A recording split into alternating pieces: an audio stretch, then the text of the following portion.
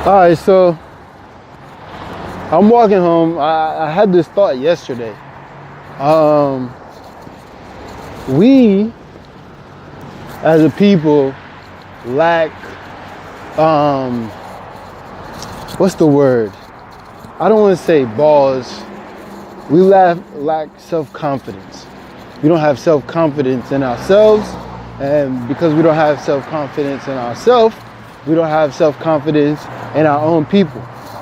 This is why when somebody is coming to tell us our history, regardless if it's Pan-Africanism, Moorish, Israelite, whatever it is that has to do with whatever was going on with us before slavery, we don't want to hear it. If you tell somebody that we're all still slaves, we've never been paid, the Rothschilds is a banking cartel that's running the world with Federal Reserve notes, and you've never been paid, because if you look up what money is, gold and silver is only thing that is legal tender. Nothing else can be legal tender. You can go all over the internet, see lawyers, you can see bankers, you can see economists, you can see news people saying that this is an actual fact. But because we have lack of self-confidence, we don't believe that we can govern ourselves. Government means control minds. We don't have the ability to control our own thoughts, our own perspective on how we want to govern ourselves. We even look at ourselves as racist. If you consider yourself, if these people, we consider ourselves racist if a brother or sister say that they're Israelite or Moorish, or that we need to have our own government. We consider ourselves racist. And when I say ourselves, you or me, I am you. That's how this works. There is no separation between us. We're all brothers and sisters. People can't even look at me and say that I'm telling the truth unless someone that's preaching like a Christian says it first, or says it like I said it, or repeats something that I said, but in a Christian way. We lack the mental fortitude to even battle with these people over these things. How, man? We used to be the strongest, the best people on the planet. Now we're the most docile, weakest people on the planet. We talk about kill, kill, kill in rap songs and in movies, but when them boys hop behind you, what happens? When them boys hop behind you, you start trying to throw the weed out the window. You start trying to tuck the gun. You start trying to act like you're not doing anything illegal. Putting your hands on the steering wheel. You're doing all types of things. I'm not saying that we should be belligerent or doing things out of character. I'm not saying that at all. But what I'm saying is we have to start to realize we are acting like balls, man. Because balls is weaker than pussy. Pussy gets pounded. You can't hit balls. It's real shit, man. When do we say, okay, I'm gonna listen to a Pan-Africanist or a Moor or a Hebrew and find out what they're really talking about, instead of coming up with my preconceived notions about these groups because of whatever the media says or whatever somebody else says, or because one of them rubbed me wrong. One of them rubbed you wrong. Okay, well, your boss rubs you wrong, but you don't throw out all the white people.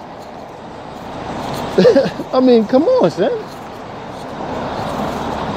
The cops pull you over and give you a ticket, but you still say, oh, they're still good white people. Right? But you can't do that with your own.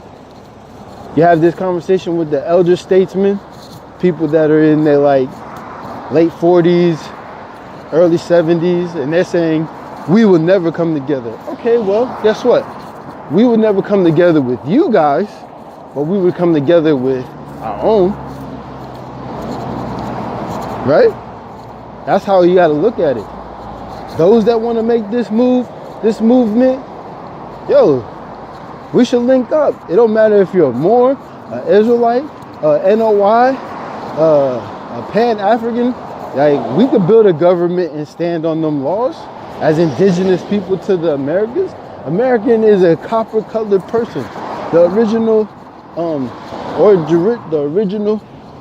Americans, or is an organization of American states.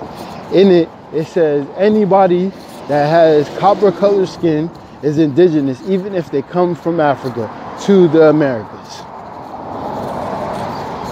Basically, you're getting asylum in America. You're getting birthright. You're getting the inheritance that the Most High promised unto you. But you're so scared. You're so scared.